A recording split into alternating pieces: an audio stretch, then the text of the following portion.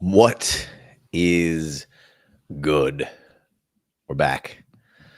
We got a live episode for your pleasure. We're going to be live either every Monday or Tuesday for the next couple of weeks as camp kind of presses on and we get all sorts of fun information and insight and preseason games and all that good stuff.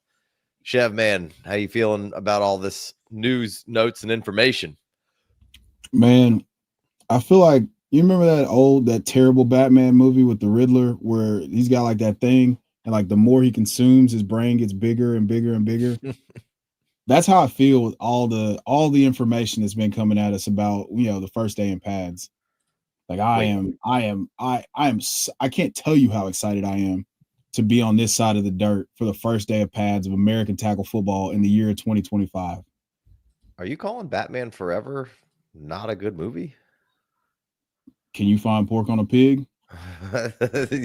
you don't think Arnold's performance was Hall of Fame? Mr. Freeze. Yeah, see you freeze the ice. I freeze you. Need to get back to my lair. I need Get more back to my diamonds. lair. Get to the chopper. Do it now. Shut up. Do it now. Oh, Batman Forever. I mean, I was a kid when that kid. Definitely saw that in the movie theaters. Also, Val Kilmer. Jim Carrey. Oh, Alicia Silverstone was strong in that movie, though.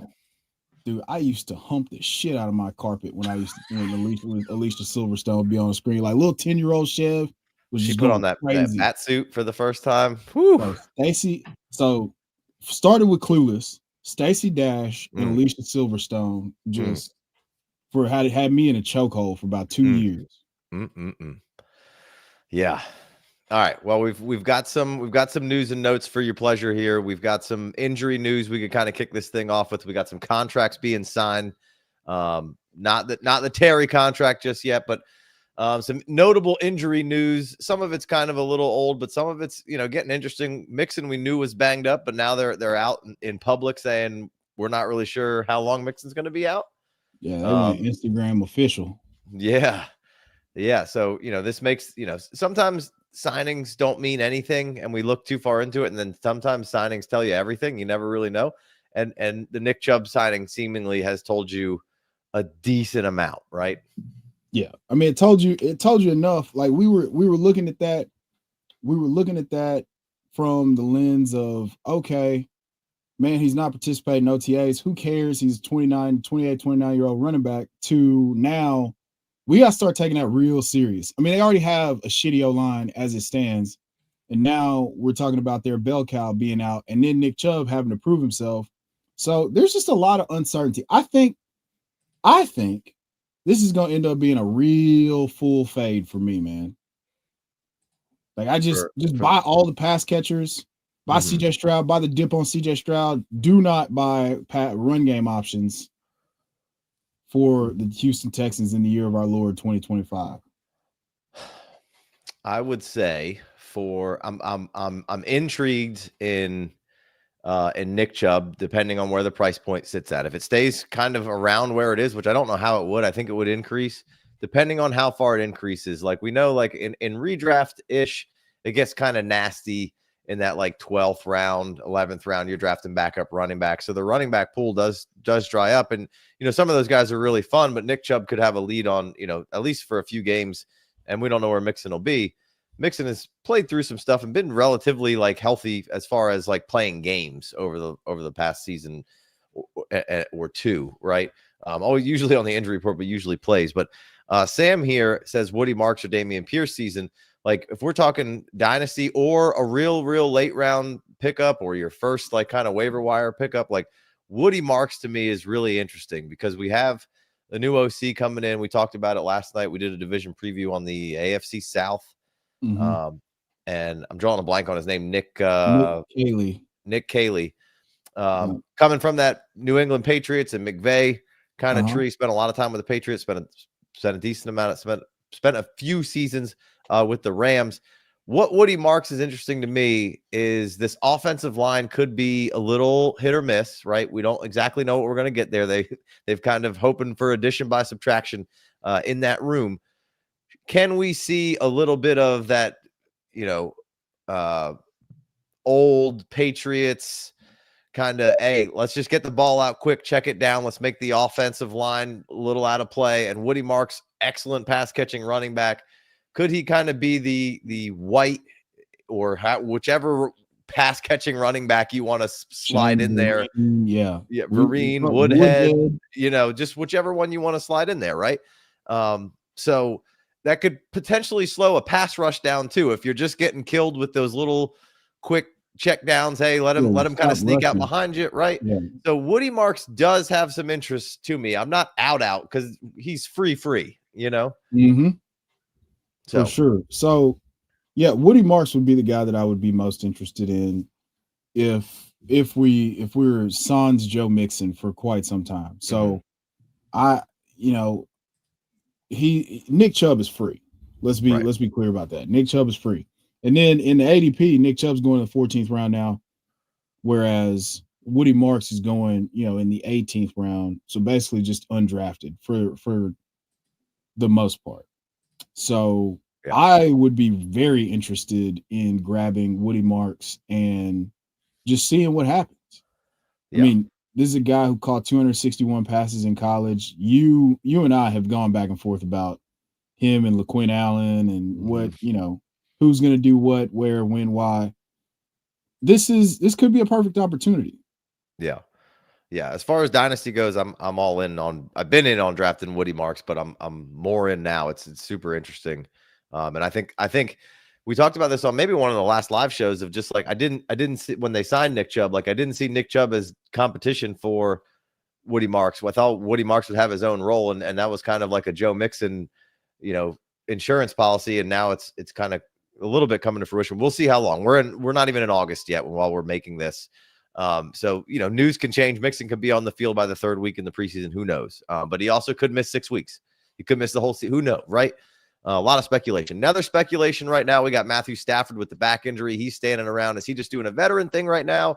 Or how nervous are we getting at all about Matthew Stafford? Because, we're heavily invested in the pass catchers there. We love Puka. We love Devontae Adams. Maybe Terrace Ferguson gets a little bit of love. Maybe we see, we like Whittington on the Dynasty side, long-term potentially. Tutu Atwell getting $10 million. So a lot of hopes and dreams kind of going in the Stafford bucket right now. Any level of concern? Of course. I mean, he's a 37-year-old who's had back trouble before. Yeah, you're concerned. Of course. You're right to be concerned. But the thing is, I think the difference in this and Sean McVay, I heard him on NFL Network. I've got that on the background over here. I heard him on the Back Together weekend this weekend talking about how they didn't know about the back issue when it happened previously. So they were just kind of flying by. See, this is kind of managed, part of the plan. I think, he just is just kind of old and needs a backiotomy now. So we're just going to manage, get him to week 1. And I don't think a guy like Stafford needs a ton of training camp time to, like, he's just going to grip it and rip it. I think it's going to be, I was in on him last year because I thought Kupp and Puka were going to do some great things. And I think Devontae and Puka are going to do great things this year too. Adding Terrence Ferguson to the mix makes it all the more interesting because he's, an athletic tight end that they seem to be very, very high on. And they've had some very positive things to say about how quickly he's adapted and caught on to the playbook and everything. So with that situation, I'm not super concerned. I'm concerned because you don't want to be dealing with this to where he's got to sit out a few games or whatever the case may be. But I'm not out on any of the tertiary, like the weapons, that he's going to be in charge of distributing to for the fall. Yeah, it doesn't seem like we're super concerned at the moment. So, by the second or third time we're doing this, we could be in a little bit more of a panic. But for now, I'm comfortable with the assets currently. So, Godwin, we got some news a week or two ago, on the pup that they're saying maybe first week, but he's not even really practicing right now. So, we've Ibuka draft away, and then Jalen McMillan remains just, I think, one of the best buys right now. In all of Dynasty. Man. Right. Yeah, that's a forgotten man in that offense. I think that I don't have to go into that. You hit the nail on the head. He's one of the best buys in Dynasty, all of Dynasty right now. Right. And Egbuka keeps getting praise from Baker. And we could go into the season with him having a big role kind of right away, depending on where Godwin is. We shall see. And again, Mike Evans hasn't always been had the best hamstrings or been the healthiest, and he's getting a little older. So we in a real hurry, Godwin and Evans could be on the sideline, and it could be McMillan and Egbuka show pretty quickly. So this is why in the initial draft sequence of how you react and overreact to stuff like the Egbuka thing, it took a minute to settle in, but now it's super comfortable and I'm excited to draft him. So yeah. And I mean, that's pretty consistent with the way that we felt from the jump. I think I asked you the night of when we went, did we go live? I don't even remember. That draft weekend was such a blur, but I asked you if you preferred Egbuka or Matthew Golden. Right. And it's been Egbuka. It remains Egbuka, even though it started with Golden there for me, just because it was like, this looks like a really good situation. The Packers sent in a first round pick, but I've since backtracked and pivoted to Egbuka for sure. Yeah, I just wanted to point out that Golden is having from all accounts, he's having a very strong camp. And Golden, maybe my first instinct was correct. I just, I liked the player a lot more in Egbuka, but I like the situation initially better for Golden, but it could be a great situation for Egbuka real quick. And this is just how fast things can change in the NFL, which is why in Dynasty, not too much overreaction to the draft slot. You can knock a player down a little bit, but once you come to your senses, it should be locked in. Hey, good player, good situation. Receivers are a little old. They added strength on the strength. And you should be excited about it at this point. So, all right, very Justin Fields, what's that? I said very much so. Yeah. Last bit of injury news here that we're going to touch on today. I'm sure there's some more bumps and bruises out there. Like, I know Justin Jefferson and, I don't know what's wrong with Darnell Mooney 100% yet, if how hurt he is. But shoulder. Fields has a bus up toe, came back. They dodged a bullet, it seemed. So we need to just keep Fields healthy and upright throughout the rest of the camp and get him some reps, but kind of take it easy on him. And hopefully, a golden goose of what could be fantasy points for your pleasure will remain intact and not be too hampered by the time season actually rolls around. For your pleasure. Yeah. No, for sure. I think I'm so excited about Justin Fields. I am so excited. I've been a Justin Fields truther from the jump. So this is a real opportunity. And if he screws this one up or he doesn't play well and the team doesn't have success, we can't really blame the ecosystem anymore. He kind of got the rug pulled out from him this past season in Pittsburgh. And now he gets to go to, somewhere where at least he's the guy for this year. And I love the fact that they've invested on the offensive line heavily, and so this is going to be his best chance. This is going to be his best chance to succeed. His college buddies there. I saw a report today that they said that he's developing a strong rapport with Mason Taylor. And I think it's going to be a very consolidated target offense. I think, I haven't seen anything. The most concerning thing about out of Jets camp is I haven't seen anything about how awesome Brees looks. That is I am scouring. Sometimes it's all right to just no news is fine. There's not for me. I'm freaking out, man. We're in confirmation bias season, so we just want to see some good stuff about our guy. And a lot of the times, like, that's not even what you want anyway, really. Like, really a lot of this stuff shouldn't affect too much. And it's just like, you saw today, for instance, and we'll talk about this a little later. I'm just going to give a snapshot. Like, people were the pads came on and Phil Maffa was getting some love. And then I saw somebody with a decent Twitter following being like, it's been a bunch of bad days for Jaden Blue. And I'm like, yeah, but if you go look, Jaden Blue is getting praise. And then some random dude who used to be employed by somebody that I've known who this guy's mother's daughter's in-laws, whatever, said he was lazy. And so now Jaden Blue, for some reason, but you could go find positive stuff on Blue and he looks good. So it's just like, whoever you're reading, whatever you want. And it's the eye of that beholder of the beat writer writing that certain thing. So we do need to temper expectations while this is fun and it's a whole part of collecting information. A lot of the times we probably need to step back and be like, let's pump the brakes here. Yeah, we Curtis shouldn't. Martin fan for life. I'd be curious to say if Justin Fields was good when he was in his last 2 stops, Mr. Jets fan. But he said Justin Fields is good. So I'm assuming you're a Jets fan. If you're a Curtis Martin fan, faux life 28. Either that or you are Curtis Martin. Is this actual Curtis Martin? So what do you got, Chef? I like to use this time, especially now that they have the we're done with ramp up period 1 or whatever it is now, that we have to go through that when training camp starts so that we can get everybody in pads. Today was the first day of pads. Saw Jaden Blue look incredible today. Now I'm looking to confirm some priors. That's all I want to do. Sure. I just want to confirm some priors. And if I'm not getting anything, but I'm not, no news, like you said, is good news. That's the approach. I'm going to take a glass half full approach to this. Yeah. I refuse. I've seen some Braylon Allen looking big and real fast. Like I just want to see it. I just want to see Brees just out there just being Brees Lightning. Yeah, you know what? I just don't need my number 1 running back doing anything crazy right now. I need to see him. Hey, bro, you got to prove it. We're on a prove it deal. We're 1 year prove it deal. We straight. He's good. No, I need it. I need you. Right. I need you to come out there.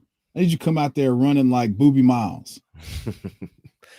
All right. Well, speaking of getting prove it and paid, Courtland Sutton gets a 4-year extension, $92 million, $23 million per year.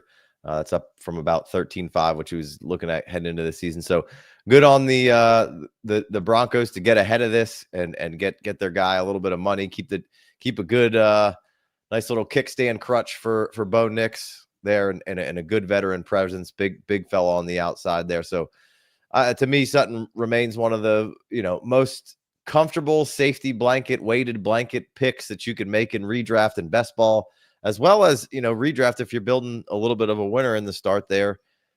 His price point's still good. He's like fifth-ish round in redraft, and maybe like 9th round, 10th round in 905 in Dynasty currently, Superflex tight end premium. So really liking Sutton in most formats if I'm competing in Dynasty, and then if I'm in redraft, I like that you can grab Sutton at a really comfortable spot, and it just feels like safe.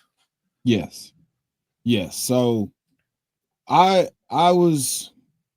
excited to see this. I was worried, and I've mentioned it till I was blue in the face. We were creating narratives. I was creating narratives about there being no more years left on Courtland Sutton's contract after this year, him being 29, them taking Pat Bryant 74th overall. But this solidifies it. This solidifies it for me. He's their guy. He's the Marcus Colston in this iteration of Sean Payton's offense. He's not Michael Thomas, but who is Michael Thomas? Michael Thomas is literally the single season catch leader, slant boy, if you will, for a single season of reception. So I love this, and it kind of crystallizes in my mind that Courtland Sutton is a massive discount for what he represents. I mean, he had the 0 target game, I believe, in week 6 against the Saints, and then after that, they went crazy. Yeah, like he was killing it. Offensively, they just seemed to kind of pick it up, and Sutton was a big part of that. So I it was kind of like and then I just feels good, feels safe. I like it. So nice little extension for him. Jake Ferguson gets paid. Remains again one of those like, hey, if you forgot about it and you forgot to draft that position, you could go ahead and draft yourself some Jake Ferguson for free in just about any format, and probably get a reasonable starter, especially if it's tight end premium Dynasty. If it's not in redraft, the price point that you're paying for him, I mean, he could easily be, even in just PPR, could get you, should be around 10 points floating floor in that position for me. Like he's been a favorite of Dak's. Whether it was him or Dak missing time, they haven't been on the field a ton over the last year or two. But I think getting back, and now you have Pickens and you have CeeDee Lamb, I don't know if this fends off any of the Schoonmaker or Schoonmaker or whatever his name is from Michigan there talks. They do have some capital in him, but it certainly provides some confidence in that, at least for this year. I don't know, again, what the details of that contract look like, but Ferguson, I think, remains an underappreciated fantasy asset. Yes. Ferg's deal is 4 for 52. Yeah. Now, I haven't broken down all the guarantees on that. Right. That's more what I meant. Yeah. I think that I was never threatened by Schoonmaker. I thought they were going to let him walk, and then just kind of like they did Dalton Schultz, because I viewed them as very similar players, but Ferg is much more explosive. We're 1 year removed from him leading the league in end zone targets for tight ends with 25. And it just didn't really click. But they trust him. He's a big part of the offense. He's kind of the tone setter, if you will, for how physical they want to be. And he's generating yak. And he was one of the highest missed tackles forced tight ends in the league last year, even though it didn't really come to pass from a fantasy perspective. So really excited to see what this offense is. Just it's bubbling. Here's the thing. Bubbling. I want all the pass catching options. Like if I'm outside of the top three picks, I want CeeDee Lamb in the first round. Like if I'm anywhere from 4 to 6, I want CeeDee Lamb. If I'm in the 5th or 6th round, I believe George Pickens is in 5'11" in our redraft ADP. I want George Pickens. You go a little bit further, like Jake Ferg, ASAP Ferg is like, I want to say round 1206. 1206. That's redraft or Dynasty. Okay, so he's 11-7 in the redraft ADP.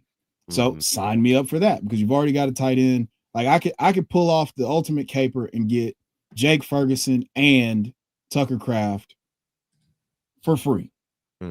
So yeah, I'm in at price at cost on all the Cowboys weapons right now, especially the cheapest ones, which would be Dak and Jake Ferguson. Yeah. What up, Kevin? Appreciate you guys joining us. Appreciate all you guys over here in them comments and viewing right now. Good to be back on the lives. Like I said, we'll be hitting some news and notes through the next couple of weeks as they come. So make sure you keep it locked and loaded. We're gonna be doing Mondays again. All right. Obviously, we had the Rashee Rice suspension, not camp hype per se, but we can use this as a vessel to transition to camp hype about a couple of our favorite guys. Again, confirmation bias, but Jalen Royals getting a ton of praise right now from anybody who watches him play currently, and then obviously Brashard Smith getting a little bit of love as well.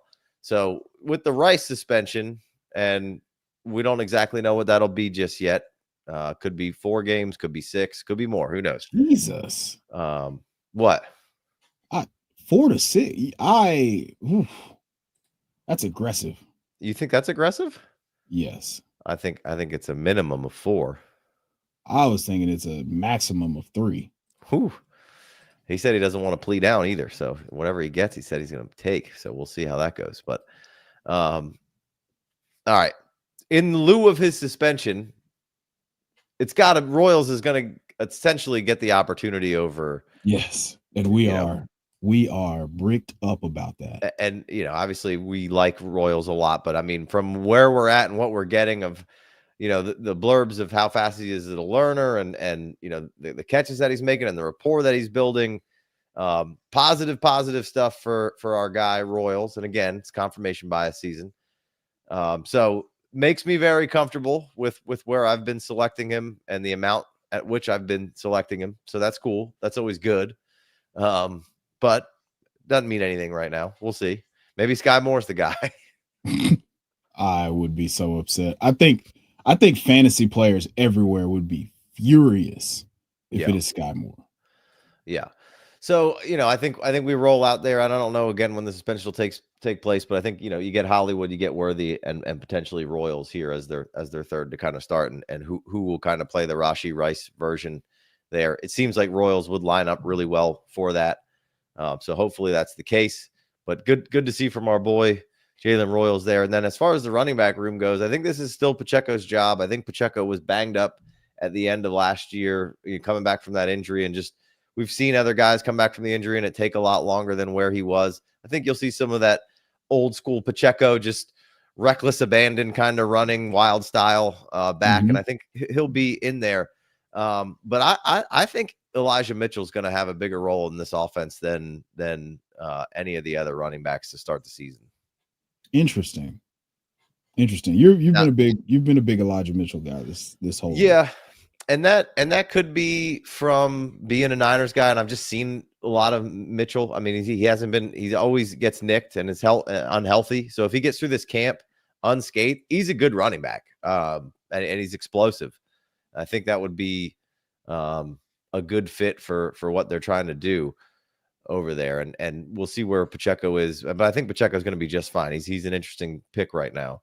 And then you got Brashard, right? So redraft wise, Brashard Smith, probably not all that super interesting unless it's kind of like a last round pick for you, but he's going to be, it's typically redraft wise, you're in a shorter bench situation. So you can't really roster too many extra players in a lot of situations, right? So it's hard to hang on to Brashard Smith, but I don't mind going into week 1 or 2 with him and seeing where he's at. But for me, it's probably only Pacheco going in with redraft. Now, dynasty wise, I'm selecting the crap out of Brashard Smith, right? I think the thing that we got to kind of wrestle with a little bit is, in redraft, you want that upside, and it very clearly it's pointing to the Chiefs wanting more production in the passing game out of their running backs. So I brought up the 1-to-1 parallel between Jerick McKinnon and Brashard Smith and how that role is basically catered to him immediately post combine. And I've been banging that drum ever since. Elijah Mitchell has the same skill set overlap. The problem is he's just never healthy. If we could just get him, I won my first dynasty championship on the back of Elijah Mitchell just going crazy his rookie year. And then from that point forward, he hasn't been on the field. I think the one time I can remember seeing him vividly is when I was in a championship in 2023 and Christian McCaffrey leaves the game and Elijah Mitchell comes in and he's awesome in week 17 of 2023. So, yeah. But other than that, man, I can't remember seeing him on the field for quite some time. Right. He had last year, he tore up, I think, a hamstring early and was just out for the rest of the season and, gave us Garendo, which was good. But Dennis Rodriguez, appreciate the love. Dusty Sherman, can't wait for my roster review. Dusty, I believe that's going to be on Sunday this week. So we're going to get you in there. Leaving Travis, he wanted to know positive news about Cam Ward. We're going to have Cam Ward segment. Don't you worry. We'll get there. I promise. Your boy Greinberg, he says Brashard fade Chev. He wanted some rebuttal there. So I think he gave him a little course. Bit. He just drafted him in like the 12th round to spite me of a startup. Super Should cool I trade stuff. BTJ for JSN and Hampton? Yes. Let me think about that and get back to you there. But initially I lean yes, but Chev's answer is yes. I think BTJ is a tough one to that's a hard one to let go of, but I think that much of Marion Hampton, and I also think that much of JSN. Yeah, I like both guys. Hampton has a chance to be special, and JSN does too, right? I mean, we're just, we're a little leery of kind of what's going on. I think this Seahawks offense is going to be a lot better than we think it is. I think Sam Darnold's got a nice, comfortable grasp of how this offense is going to be run. I think it's going to be very, very good for the Seahawks kind of moving forward here. So yeah, very positive outlook so far on Sam Darnold in terms of his ability to grasp the offense and deliver the ball on time. Right.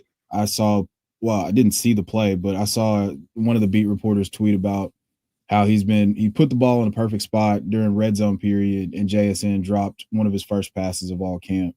So Sam seems like he's cured. He's no longer seeing the ghost now. We do have to get real football happening again. Of course. Everybody's got rose-colored glasses on, unless it's just absolutely putrid like it was for Anthony Richardson in camp last year. But I think that this could be sticky. Like Sam Darnold could end up being good again. Yeah. No, I've been on the Sam Darnold crusade for the last every time I get a chance, and I really like the tie from going Shanahan to Kubiak, and just having a leg up on another transition, and it being able to fit really well. We know play action was one of his best, you know, his best attributes with Minnesota, and I think there's going to be, play action is going to be big plays in this offense. It's going to be predicated on a bigger set with a run game, kind of like San Francisco, tying the Kubiak and the Shanahan together. So I think Sam's got a nice little leg up on where to go with the ball and being comfortable a lot quicker here. So, all right, let's keep it moving. Actually, we got one more question here. We got Curtis. He comes in. He says, I have Rice and want to trade for Royals. I got sniped right before trying to take him. Guy wants Taj Brooks and a 26 second. Is it worth it? I mean, I like Royals. If you got a good team and it's a later second, then I'd probably trade for Royals there. I mean, I don't, Taj Brooks could be awesome. He's a late round pick. You probably picked him up in the 4th or later. So I don't mind Taj. He's not my favorite guy. But if it was Woody Marks, would you do it? I don't, again, you maybe.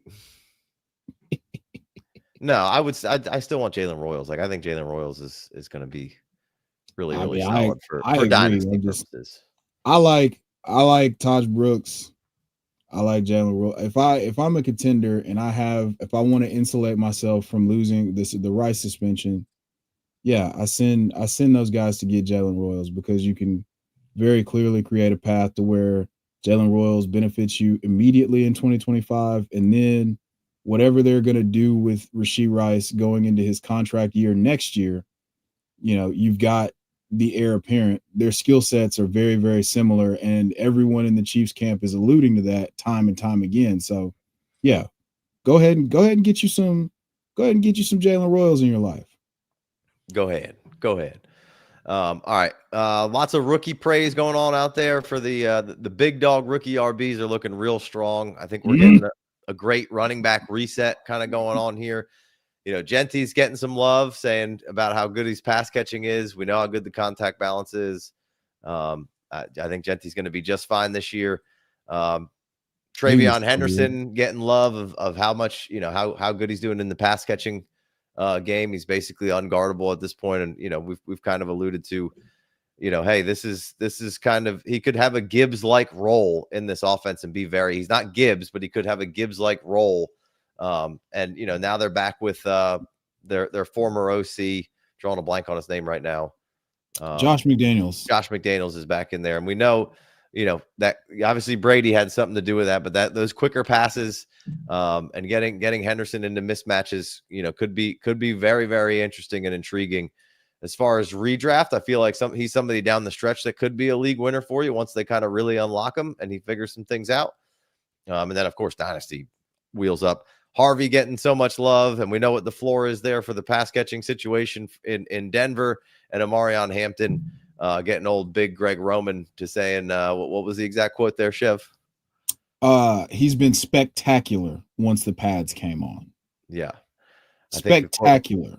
The quote was, we thought we had a fucking guy, and what was Greg Roman's quote? Hold on. I'll go back and grab it, but I don't have that one in front of me.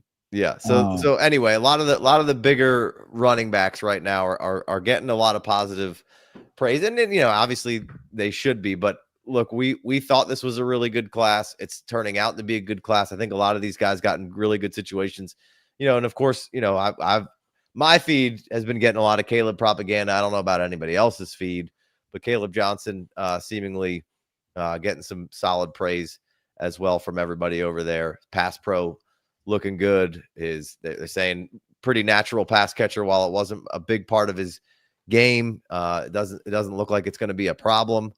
And then, a couple of nice runs throughout practice here. So I really like what we're seeing from Caleb Johnson. I think and CPAT getting released today. One less guy for Arthur Smith to be palling around with back there and giving meaningless touches to. Now you got hope.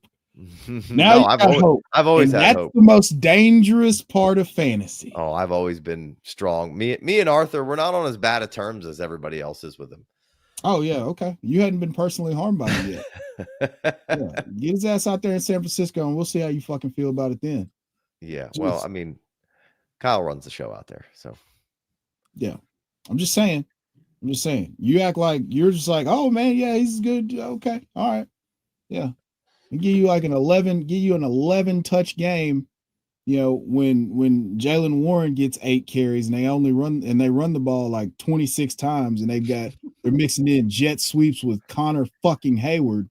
yeah, but here's the thing. Najee 240 touches pretty much every year there. So I'm not too concerned about it. We're good. Jalen Warren was hurt. Okay. All right, man. We're good, baby. Jalen Warren was hurt and he wasn't hurt. He was here, he was there, They were like 26. They were like 26 in explosives. What's going to change is Caleb can provide some explosives. I don't want to be right about this. They were dead last in explosive run rate last year as a team too. Right. So I really want this to work out because we both really like Caleb. Oh, it's working out. You don't have to hope and dream. It's working out, baby. All right, man. It's working out. Warren's going to get some run, going to get some love. Warren's going to get some run, but I mean, okay. I don't think there's less than 240 for my guy. Okay. All right. Let's keep it moving. We got some Patreon questions here from the guys over there on the $5 holler side of things. Couple of things them boys wanted us to hit on. Jags backfield, Niners wide receivers, Kansas City backfield, which we've kind of touched on already, and Browns quarterbacks. So let's start at Jacksonville real quick. All right. We've got, a backfield situation going down. We don't really know who's going to be where, but it does seem like Tank and ETN are going to be the guys that are going to be the first cracks at things, and Tootin's kind of the third guy. Mm-hmm. Things can change. A lot of things can happen. Tootin's probably going to have some days where he has the highlight reels and people are excited about it. Tank Bigsby right now has been the one that people are super excited about. But what we have here is we have an offense that's hoping and theoretically going to take a little bit of a step forward. Hopefully we can have an offensive line that takes a step forward. We've had some additions to that Jacksonville offensive line, right? That mm-hmm. could potentially help them out, right? I mean, they've added the guys. They've added guys that are great run blockers. I mean, Cam Robinson is extremely physical in the run game. It just doesn't. I mean, he's just not good at pass blocking. Well, Cam Robinson's out of there. Oh, wait. Cam Robinson went to Houston. That's right. They added Hainsey from Tampa, so they get the field general of the offensive line at center, right? So that I think that's such an underrated big part of how this offensive line can take a step forward, because he already kind of knows what Cohen wants to do and how they want to do stuff. So he can get in there and really give that O-line. You got your coach saying one thing, but it's another thing when your other offensive lineman and your center, who's kind of the general, can kind of get in there and get his hands and mold this thing and help that out too. And then they brought in from Macari, road grader from Baltimore, Macari. Yeah. They brought in Patrick Macari, which I think that's significant.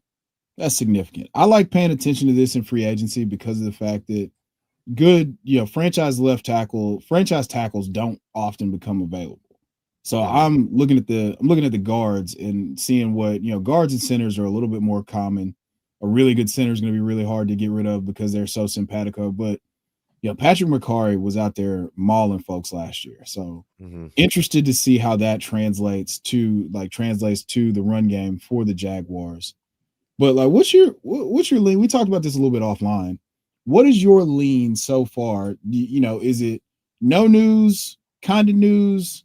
Are you somewhat surprised with Tank Bigsby getting, kind of being the bell of the ball so far for Liam Cohen? No, we're early in the process, and I think we were both pretty much in lockstep that we both thought it was weird that everybody was just catapulting Tootin ahead of ET and Tank, the incumbents that are decent players, right?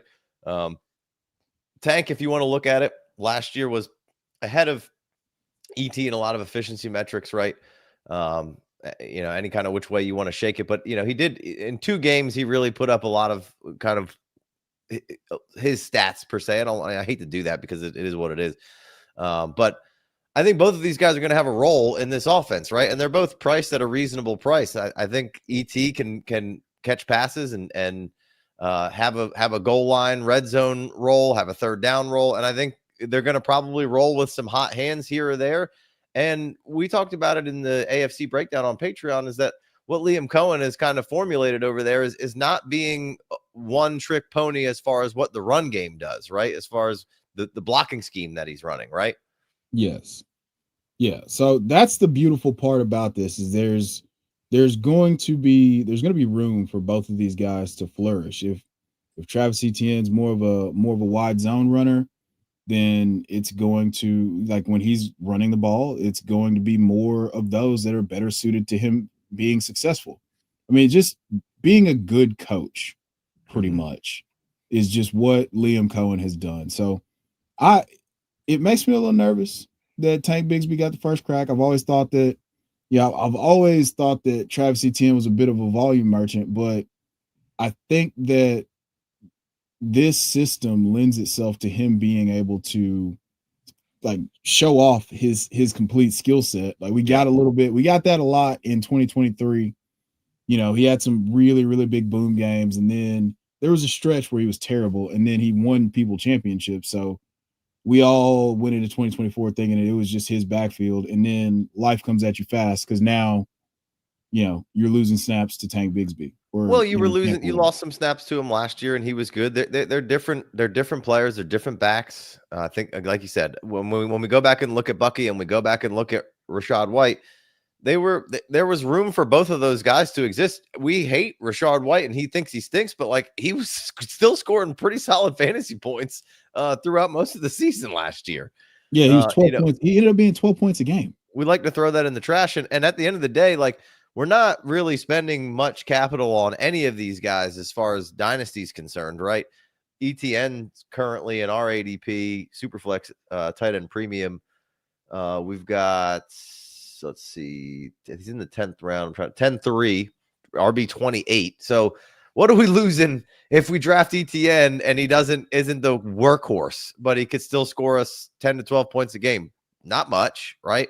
And then Tank Bigsby's a 14th round pick, and Tootin's hanging out here in the 11th. My thing is like, look, I can kind of angle towards potentially getting two of these guys and seeing if they stick around in this Liam Cohen offense, because we think we want the running back in this offense, right? I mean, so we want parts and pieces of it. So that's really all I'm doing here. I'm just buying parts and pieces of this offense. If Travis is good, maybe they bring Travis back and he sticks around with his boy Trevor, and they do 2-3 more years together, and Cohen really likes him and has a great role defined for him. And maybe he is his RB1, and then the Tank comes in to kind of be that hammer for him. Because, so my opinion hasn't changed that much on this offense. I don't think, or this backfield. Not yet. I need to stack some days of, hey, Tank Bigsby's the first one out there again. Tank Bigsby's the first one. I need to see that in order to completely change my opinion. But Tank's so cheap that this is definitely going to steam him up, which kind of sucks but I mean, he's so cheap that it's worth grabbing both of those guys, or whichever two of the three that you want. Like, we're never going to roster three players from one backfield, most likely. Ooh, in Dynasty, I certainly will. They're cheap. If they're cheap, like, how cheap? Cheap as hell. If they're that cheap, I'm in. Like two wooden nickels cheap. Let's see. Well, while we're talking one time, I'll figure out. Well, I'll find one. I'll find one or two for you. We got a question. 10th in a 14-man league. I kind of like getting Henry and Ladd instead of going Neighbors and Puka first, and then getting Irvin in the second. Thoughts? Redraft PPR.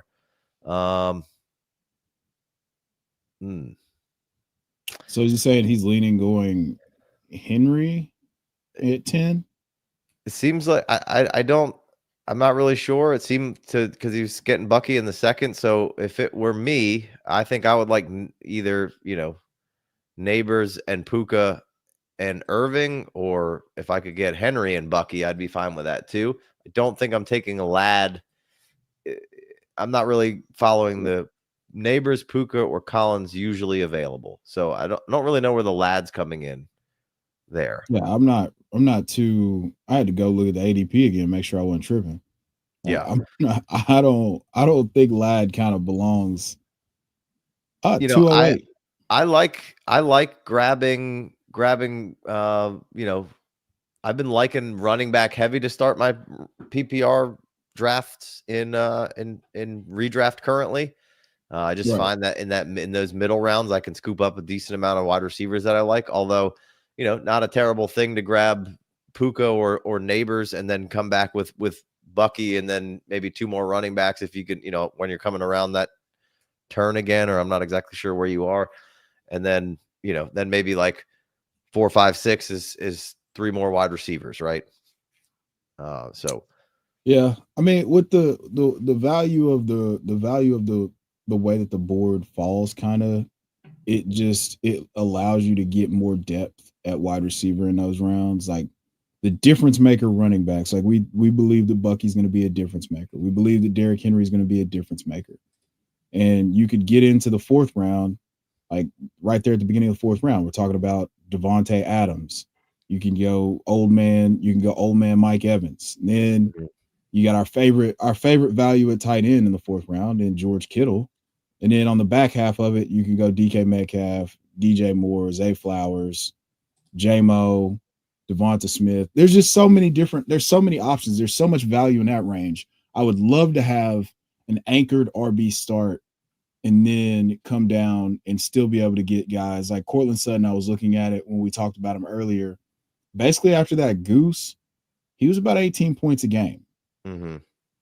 Yeah. From it was 8 to 18. So they played the Saints in week 7, not week 6. But anyway, from weeks 8 to 18, basically 18 points a game.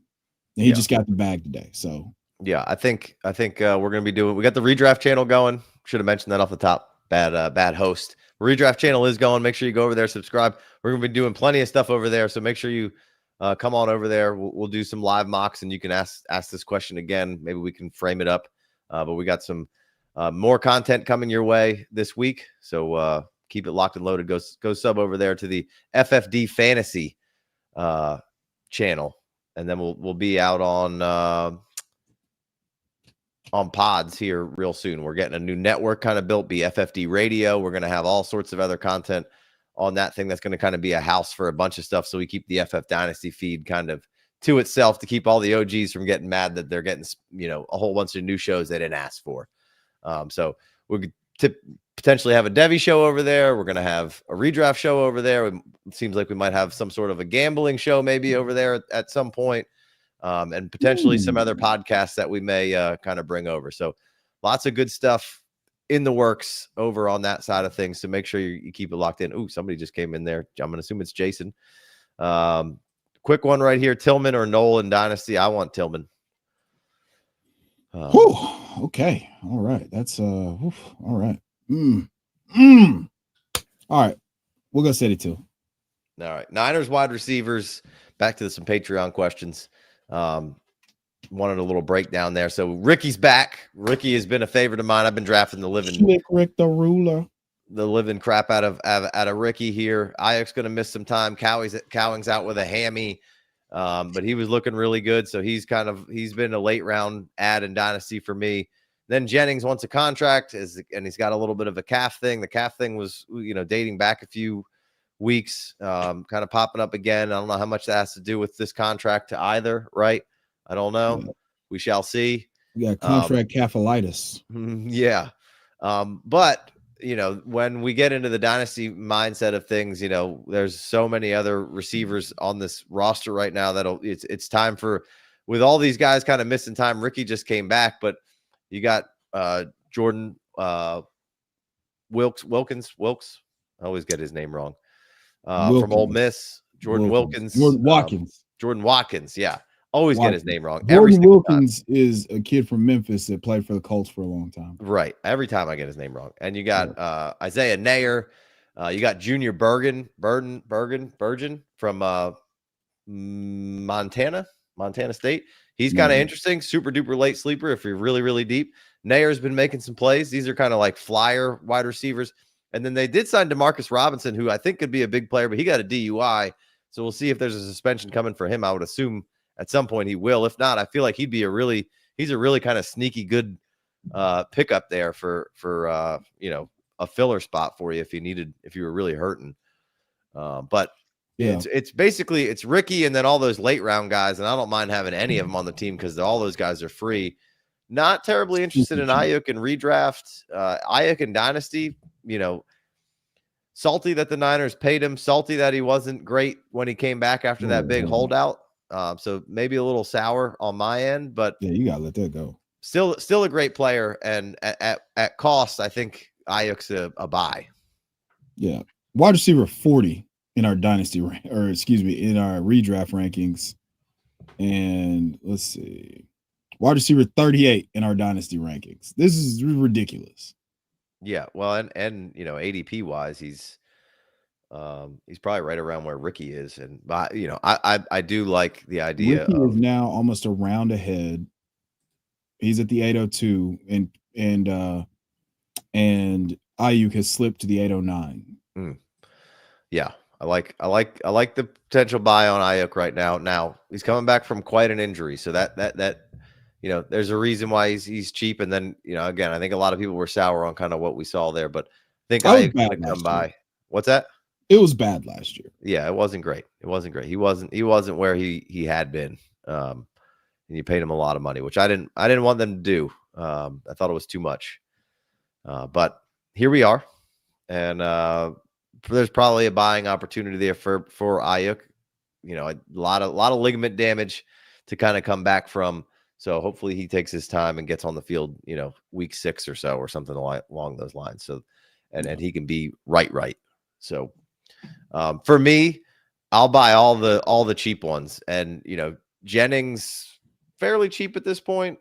I'm not like super duper locked in on taking him 11. Right, it's cheap enough, but I'm not it's not he's not an automatic click every time. I think he's going to have his big games, but I'm not interested for him for long-term longevity. And I hope the Niners don't give him a ton of money. What he does for that team is a whole bunch of dirty work, right? Which he's always done. And he kind of got his shine last year a little bit. Third and Juwan is the saying in San Fran. But good player. He's not necessarily a focal point week in, week out. So maybe he'll get a shine and he'll really crush it. But hasn't been in I think people have gotten a little too excited off the couple of big blow up games that he had last year, and then was a little banged up and kind of faded away a little bit. Casey, did you not hear that he was one of the most efficient yards per route run players in the entire NFL last year? Yeah, I mean, I think he's a good player. 11 is cheap enough. But Jacoby Myers is right there. I'll click the Jacoby Myers button. Correct. Let me ask you this. And Calvin Ridley's right there. I'll click the Calvin Ridley button. Let me ask you this. Oh, an old wide receiver for Casey. That's interesting. Yeah, it's not. Juwan Jennings is like 28. I know. Calvin Ridley's like 30. Yeah, well, whatever. Those 2 years. Calvin Ridley's loading wide receiver 1 season. So I know. It's beautiful. Oh, it's so beautiful. No, before we move on, I want to ask you, because you were the one that kind of brought Isaiah Nair to my attention. Now, for those of you who don't know, he was undrafted, played at University of Texas at first, then transferred to Nebraska. Didn't really get any run, but he's 6'4". He's got a 34-inch arms. He ran a 4.4 flat. So I don't know if they're just going to use him as a gunner, or how they plan on deploying him, early. But that's a guy that I would back of the bench stash. Yeah. And also they have Terrell Owens' son Tariq on the squad. They do. I've seen some Junior Bergen clips of him running routes and moving around out there. He's somebody was an elite special team player at the Division II level. Mm-hmm.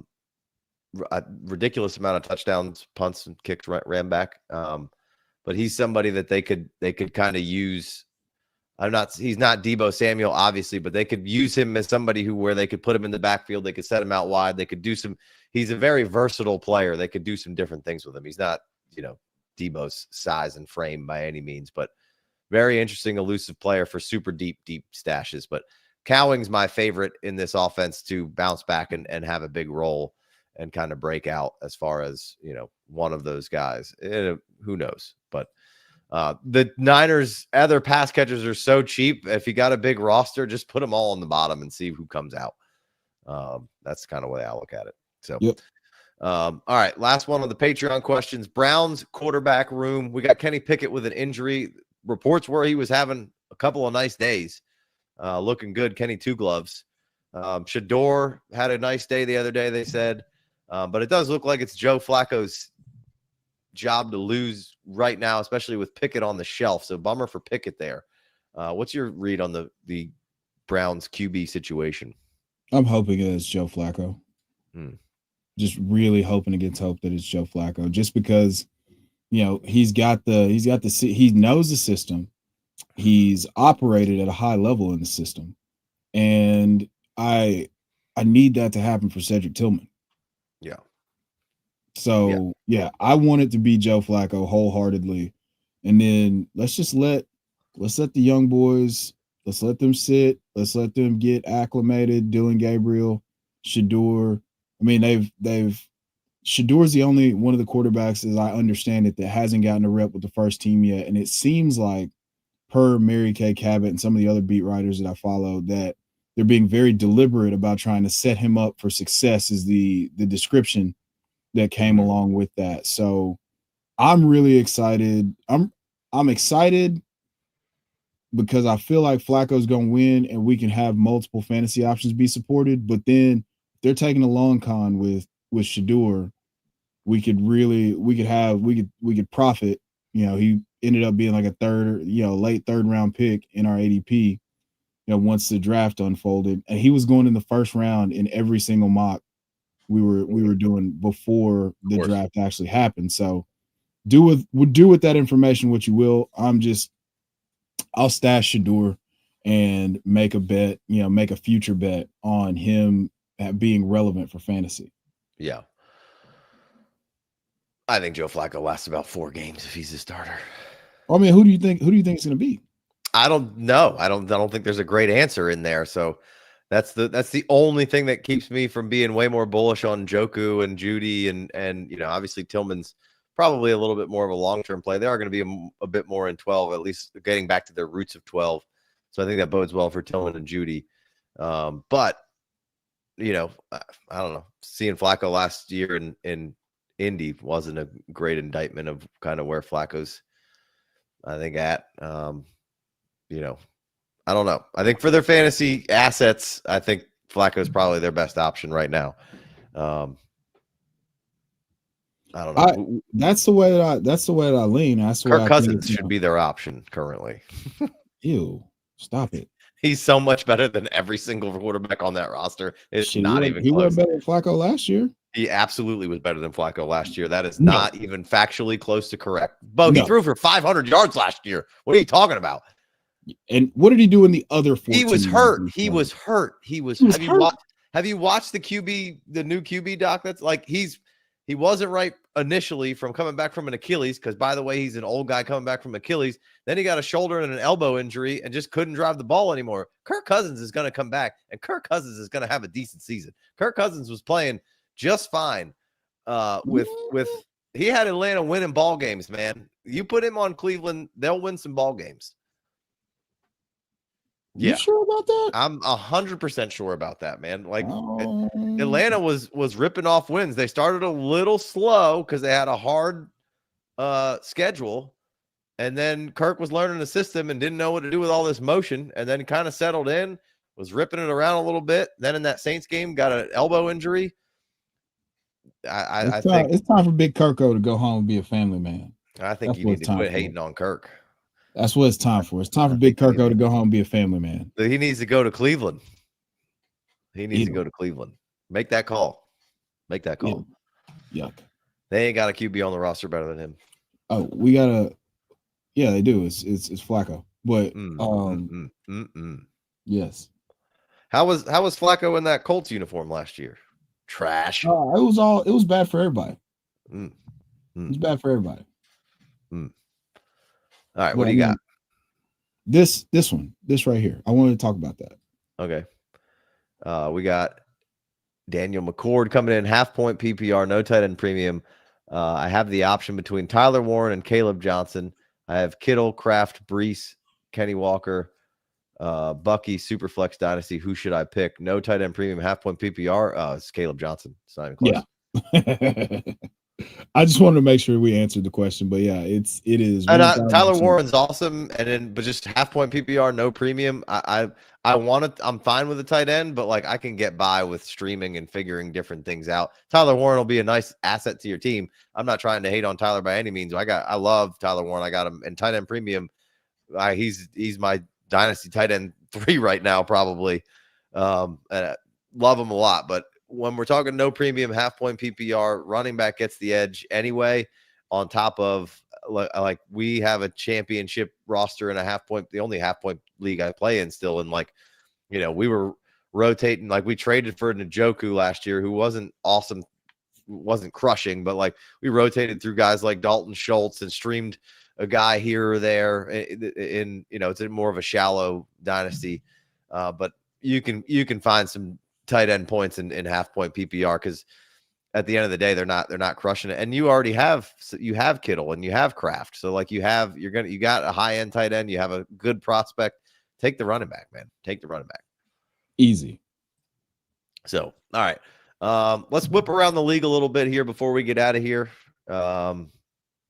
We touched on the Dallas running back situation. We're going to talk more about the Dallas running back situation, so we can kind of maybe wean off of that one. But Raiders wide receivers making some hay. Your boy Dante Thornton, getting a little bit of love, and now the pads are on. Besh getting some love, so I like that. Yeah, it's really exciting to see that they're both. Dante Thornton obviously is the bigger surprise because he was the day 3 pick and he's been getting run with the first team. But he had a big day today at practice.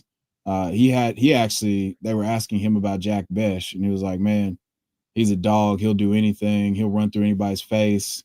And that's, but that's a bet for 2026 because Jacoby Myers is still there. And we both think that he would be best served to function in the slot as opposed to, being an outside X guy. Who Jack Besh, bro. Oh. Yeah, not Thornton. Thornton was talking about Jack Besh. I segued into that. I thought you were talking about my sweet prince Jacoby Myers. You can put him wherever he needs to be. No, Jacoby Myers is good. Jacoby Myers is good on you have so much flexibility and versatility with the way that you use him.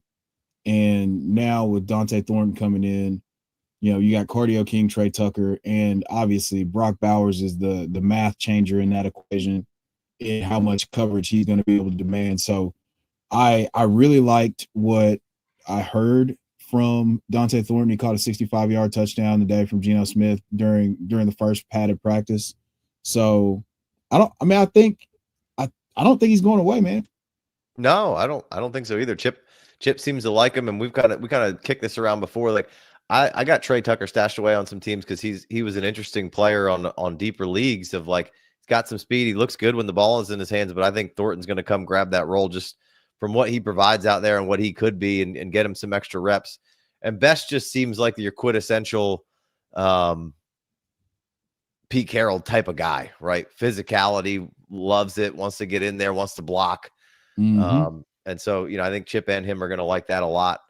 And then, Thornton coming from that Tennessee system, be interesting to see kind of how all that melds together, but they're building an interesting room there. It could really work out. I like, obviously, like you said, Bowers is going to suck up targets and be good. And Jacoby Myers is a good example of somebody who, fought a knee injury for a long time in the beginning of his career and then fought he doesn't score a touchdown. He fought 2 different fronts of stats and things that people start making narratives about somebody. And then we haven't heard shit about it in multiple seasons now. There's been no injury for Jacoby Myers really. And he scores touchdowns. So just more fodder for the nonsense shit that people make up for reasons to fade people.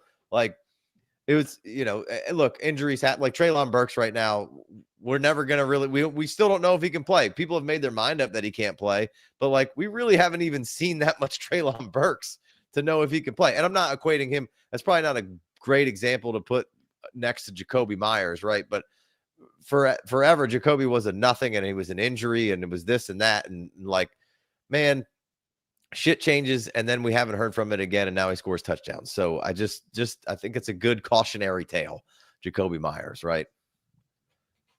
Yeah, you fade Jacoby Myers because it doesn't happen the way you want it to happen early on, and then now we're back because he's unsexy and he's 29 years old or whatever. He's 28, I think. See, just trying to make him older. 28.7. Yeah. So, I really like his value this year. I think that him and Geno Smith are going to hit it off big time.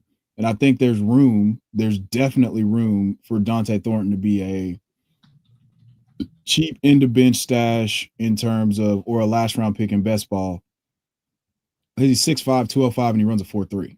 And we're hearing the drumbeat. You can ignore it if you want, but we're hearing the drumbeat about how impressed he has impressed the coaching staff. Chip Kelly's impressed with him.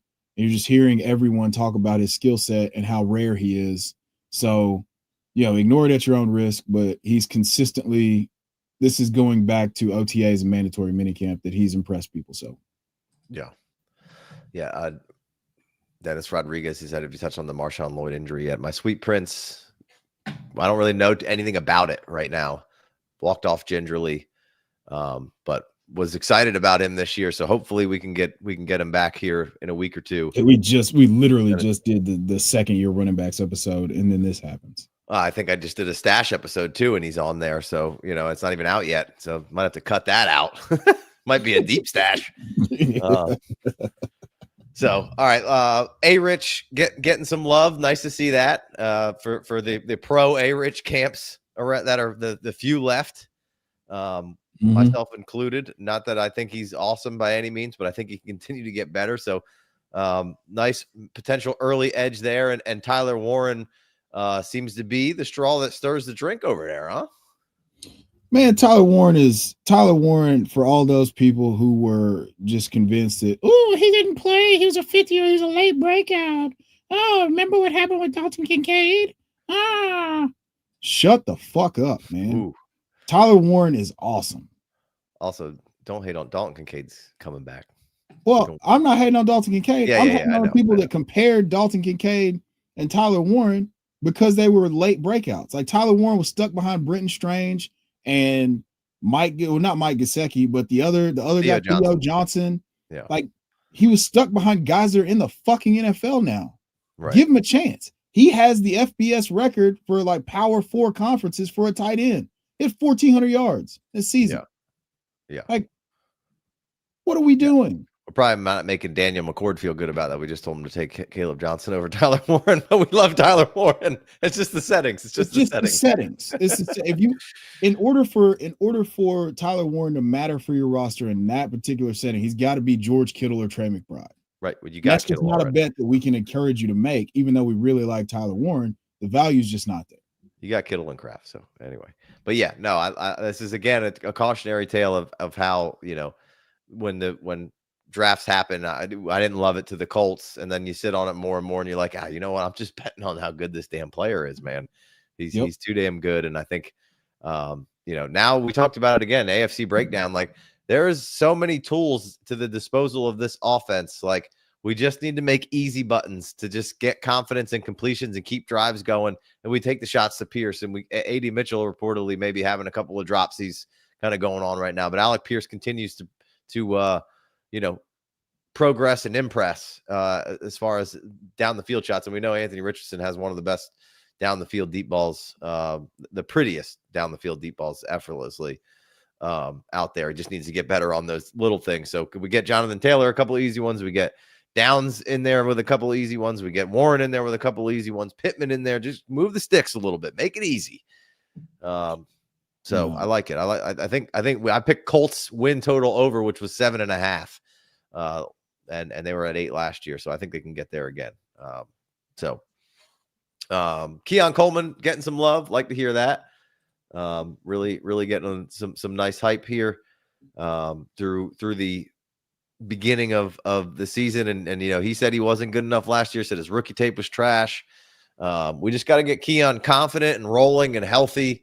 Joe Brady was liking what he saw from him. So we just need Keon to be out there and playing and gaining experience and just, give them a nice red zone option. He could easily be a double-digit touchdown guy, as well as, a big receiving threat for them that they don't really have. Like, is he the craziest, most explosively fast player out there? Not necessarily, but man, oh man, does he have some explosive traits, and he can jump out the gym, right? Yeah, he's 6'4", 215, and they had him returning punts at Florida State. Right. That run that they went on before Jordan Travis broke his leg, Keon Coleman was playing some really great football. And even in camp last year, you would see the back shoulder throws and stuff Josh Allen was doing to try to get him acclimated. There's a path to where they're just throwing YOLO balls to Keon Coleman this year, because his skill set is so different than everybody else they have in that wide receiver room.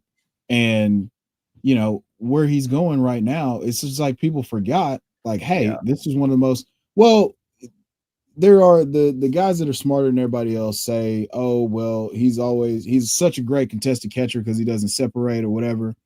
And you hear the offensive coordinator talk about how smart of a player he is and how he was really impressed with what he did last year. And we talked about it some.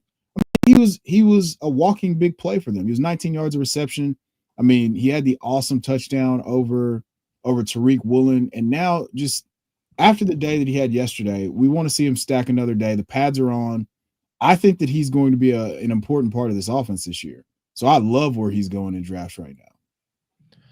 Yeah, no, I do too. He's been a consistent click through every format, best ball, redraft, and dynasty. You kind of almost get into a little bit of a dead zone in some spots where Keon could be around, and you're like, oh man, this is a pretty easy click for what could be. He, like you said, I think the best summation is that he just gives them something different that they have. They got a lot of Spider-Man memes at wide receiver, which I think is by design. I think they can do a lot of stuff, but Keon Coleman, like you said, could be a walking highlight reel of explosive plays. But you talk about the not being able to separate, and like sometimes those metrics are correct. And on when you watch and it matches up and you go, yeah, that guy can't separate because he's slow and he stinks and he's this and he's that, then yes, that makes sense. But when you're saying that he can't separate and you watch a guy like and it's like, well, no, he can separate, like, and he doesn't need a whole lot of separation because he's a plucky, he can pluck the ball well, he can jump well, he can, he's got that little bit of, last minute explosion to go ahead and create just that little bit of separation that you need in the NFL.